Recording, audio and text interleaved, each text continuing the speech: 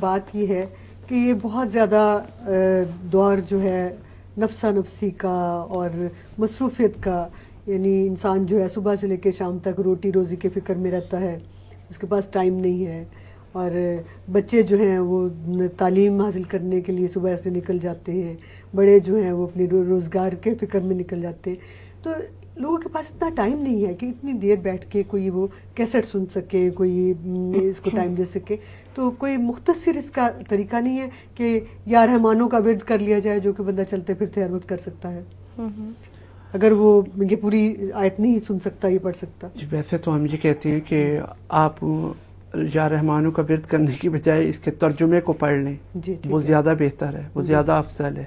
لیکن اگر کوئی صرف بیماریوں کے حوالے سے اور اپنی تنگ دستی کے حوالے سے اور اپنے کرائسس کے حوالے سے، ٹینشن ڈپریشن کے حوالے سے اس کو سننا چاہے تو وہ طریقہ یہی ہے.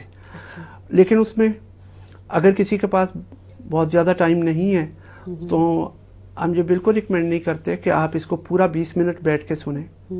آپ اس کو صرف 10 منٹ بھی سن سکتے ہیں، ہاف کر کے بھی سن سکتے ہیں. دور ایسا ہے کہ بیمار کے پاس اپنی دوائی کھانے کا ٹائم نہیں ہوتا، وہ بھی دوائیاں جیب میں ڈال کے باہر لے جاتے ہیں کہ جہاں ٹائم ملے گا وہاں کھا لیں گے. دیکھیں میں یہ سمجھتی ہوں کہ ہمیں اگر پریشان ہونے کے لیے ٹائم ہے کہ ہم بیٹھ کے ایک چیز کو لے کے پریشان ہوتے رہیں، تو اتنی دیر میں ہم اتنا سا ٹائم نکال بھی سکتے ہیں کہ ہم تھوڑی سی قرآن پاک کی تلاوت کو سن لیں، کیونکہ قرآن پاک کی تلاوت کو سننا دلوں کو معجزاتی طور پر موڑ دیتا ہے. جیسے کہ حضرت عمر، آپ کو پتہ ہے بہت مشہور واقعہ کہ وہ اسلام لائے تھے قرآن پاک کی تلاوت سن کر.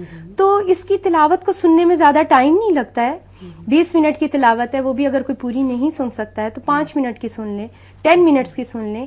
بلکہ اس کو سننے کے بعد بہت سے لوگ ایسے ہیں جنہیں کہ نیند اپنی ٹینشنز کی وجہ سے نہیں آتی تھی اچھے طریقے سے، اور وہ گولیاں کھا کھا کر سوتے تھے. انہوں نے جب سے یہ سننی شروع کی انہیں خود بخود نیند آنی، کیونکہ اللہ کا ذکر جو ہے وہ دلوں کو سکون دیتا ہے. اور تو وہاں پہ خاتون تھی جو مجھے کہہ رہی تھی کہ بیٹا مجھے 16 سال سے نیند نہیں آئی، 16 سال سے میں فجر کے بعد سوتی ہوں، اور وہ بھی 10 گولیاں کھانے کے بعد. تو ان کو صرف 3 دن یہ سورہ رحمان سنوائی، اور تیسرے دن مجھے ان کا فون آیا کہ میں تو سنتے سنتے سو گئی، اور میں ساری رات سو ہی رہی ہوں، مجھے نہیں سمجھ آ رہی کہ یہ کیسے ہو گیا میرے ساتھ. اور وہ سڈنلی وہ گولیاں جو ہیں انہوں نے چھوڑ دی، اور اس کے بعد صرف اور صرف سورہ رحمان کو سننے سے ان کی نیند جو ہے وہ واپس آ گئی. یہاں پہ اگر ہم اپنے پیشنٹس کوٹ کرنے لگیں تو شاید وہ آپ کو تفصیل سنانی ہی مشکل ہو جائے کہ اتنی زیادہ ماشاءاللہ. تبھی تو یہ سلسلہ اتنی تیزی سے پھیلا ہے، کیونکہ میں یہ سمجھتی ہوں کہ آپ کے پاس اتنا ٹائم نہیں ہوتا واقعی کہ آپ لمبے لمبے ورد کریں یا وظائف لمبے لمبے کریں، بھاگ دوڑ کا زمانہ ہے. تو اس میں بلکہ یہ بہت پریکٹیکل اور ایزی ہے کہ آپ تھکے ہوئے بھی ہیں تو آپ نے صرف آنکھیں بند کر کے ریلیکس ہونا ہے، یعنی اللہ کا کلام لگائیں اور اللہ کے سامنے آپ تصور کریں کہ آپ اللہ کے سامنے حاضر ہیں اور آپ بس سنیں اسے. تو اس سے بلکہ آپ کی تھکاوٹ اتر جاتی ہے اور آپ بالکل ریلیکس ہو جاتے ہیں. اور اللہ کے کلام کی سب سے بڑی خوبی یہ ہمارا مشن جو ہے یہ پوری انسانیت کے لیے ہے، یہ پیار کا مشن ہے، عشق الہی کا مشن ہے. اس میں مینلی ہماری جو وجہ ہے اس مشن، تو سنتے سنتے سو گئی اور میں ساری رات سو ہی رہی ہوں، مجھے نہیں سمجھ آ رہی کہ یہ کیسے ہو گیا میرے ساتھ. اور وہ سڈنلی وہ گولیاں جو ہیں انہوں نے چھوڑ دی، اور اس کے بعد صرف اور صرف سورہ رحمان کو سننے سے ان کی نیند جو ہے وہ واپس آ گئی. یہاں پہ اگر ہم اپنے پیشنٹس کوٹ کرنے لگیں تو شاید وہ آپ کو تفصیل سنانی ہی مشکل ہو جائے کہ اتنی زیادہ ماشاءاللہ. تبھی تو یہ سلسلہ اتنی تیزی سے پھیلا ہے، کیونکہ میں یہ سمجھتی ہوں کہ آپ کے پاس اتنا ٹائم نہیں ہوتا واقعی کہ آپ لمبے لمبے ورد کریں یا وظائف لمبے لمبے کریں، بھاگ دوڑ کا زمانہ ہے. تو اس میں بلکہ یہ بہت پریکٹیکل اور ایزی ہے کہ آپ تھکے ہوئے بھی ہیں تو آپ نے صرف آنکھیں بند کر کے ریلیکس ہونا ہے، یعنی اللہ کا کلام لگائیں اور اللہ کے سامنے آپ تصور کریں کہ آپ اللہ کے سامنے حاضر ہیں اور آپ بس سنیں اسے. تو اس سے بلکہ آپ کی تھکاوٹ اتر جاتی ہے اور آپ بالکل ریلیکس ہو جاتے ہیں. اور اللہ کے کلام کی سب سے بڑی خوبی یہ ہمارا مشن جو ہے یہ پوری انسانیت کے لیے ہے، یہ پیار کا مشن ہے، عشق الہی کا مشن ہے. اس میں مینلی ہماری جو وجہ ہے اس مشن کو پھیلانے کی صرف جسمانی بیماریاں دور کرنا نہیں ہے. بیسیکلی یہ مشن اس لیے ہے کہ آپ کے دل کی اندر سے صفائی ہو سکے, اس کے اندر پیار اور محبت جو ہے وہ پیدا کیا جا سکے. اور ہمارے دل کی بیماریاں کون سی ہوتی ہیں؟ نفرت, غصہ, حسد, غیبت, جھوٹ, لیگ پلنگ, اور یہ ہمارے ہر جگہ کتنی موجود ہیں. اس کے سننے سے سب سے پہلے جو عمل سٹارٹ ہوتا ہے وہ آپ کی دل کی صفائی کا ہوتا ہے, اور پلس آپ کو ساتھ دوسروں کے ساتھ پیار اور محبت سٹارٹ ہو جاتا ہے, جو کہ ہمارے اسلام کی بیس ہے. یعنی پیار, اللہ سے پیار, اس کے پیارے نبی سے پیار, اس کی مخلوق سے پیار. یعنی صرف مسلمانوں سے ہی پیار نہیں, صرف انسانوں سے ہی پیار نہیں, جانوروں سے, درختوں سے, سب سے پیار رکھنی ہے اور محبت رکھنی ہے. کیونکہ ہمیں یہی بتایا گیا کہ جو آپ بیجیں گے آج وہی کاٹیں گے. تو اگر ہم پیار کا پودا لگا رہے ہیں تو ہم پیار کی ہی فصل اتاریں گے, اور اگر ہم نفرت کا پودا لگا رہے ہیں تو آبویسلی ہمیں نفرت کاٹنی پڑے گی, یا حسد کا لگا رہے ہیں تو ہمیں حسد ہی کاٹنا پڑے گا. اور پھر لوگ گھبرائے ہوئے ہمارے پاس آتے ہیں کہ ہمیں سمجھ نہیں آتا کیا کسی نے کالا جادو کر دی, کوئی بندش ہے, کہ ہم جو کام کرتے ہیں وہ الٹ ہوتا ہے. اب ان کو ایٹ دیٹ مومنٹ یہ سمجھانا پڑتا ہے کہ جی آپ یہ ذرا اللہ کا کلام سنیں, آپ کی بندش ٹوٹ جائے گی.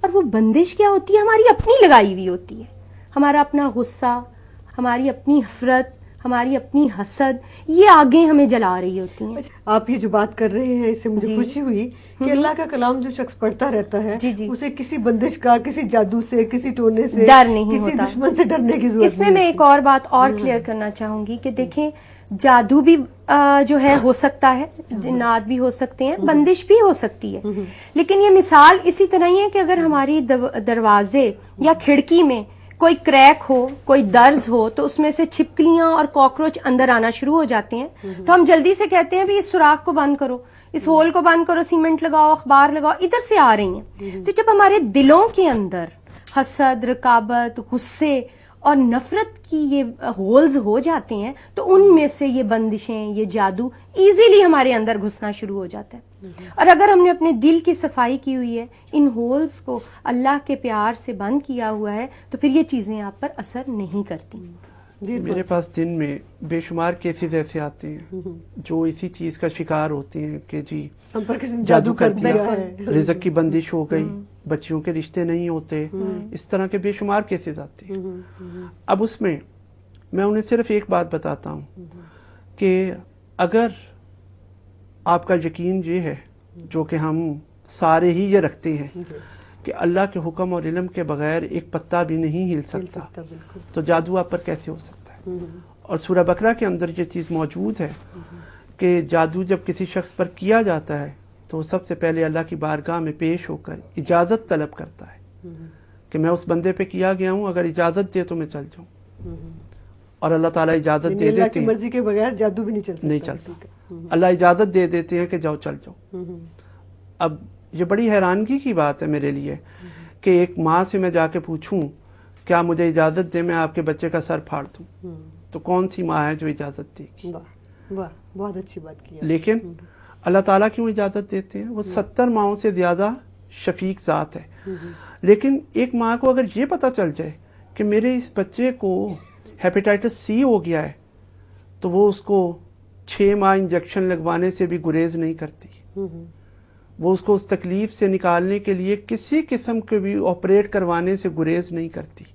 اب کیا انجیکشن لگوانے سے تکلیف نہیں ہوتی یا آپریٹ کروانے سے وہ تکلیف نہیں ہوتی؟ لیکن وہ ماں اس تکلیف کو ہنسی خوشی برداشت کرتی ہے اس بچے کی تکلیف کی خاطر. تو سیم اسی طرح جب ہم اپنے راستے سے ڈی ٹریک ہو جاتے ہیں تو اللہ تعالیٰ کی ذات جو ہے وہ ہمارے لیے کچھ ایسے ہی اسباب پیدا کر دیتی ہے جو بظاہر ہمیں یہ لگتا ہے کہ یہ ہمارے لیے بہت بڑی زحمت ہے, بہت بڑی بیماری ہے, لیکن در حقیقت اللہ کی ذات ہم پر اس کے ذریعے رحمت فرما رہی ہوتی ہے. بیسیکلی کہنے کا مقصد یہ ہے کہ وہ تمام چیزیں جو آج ہمارے لیے ایک افریت بن چکی ہیں, جادو ٹونا, بیماریاں, تکلیفیں, وہ صرف اس وجہ سے ہیں کہ ہمارا یقین اللہ کی ذات سے ختم ہو چکا ہے یا کم ہو چکا ہے, یا اس طرح سے اس کے اندر وہ کنٹینیوٹی نہیں ہے جو ہونی چاہیے.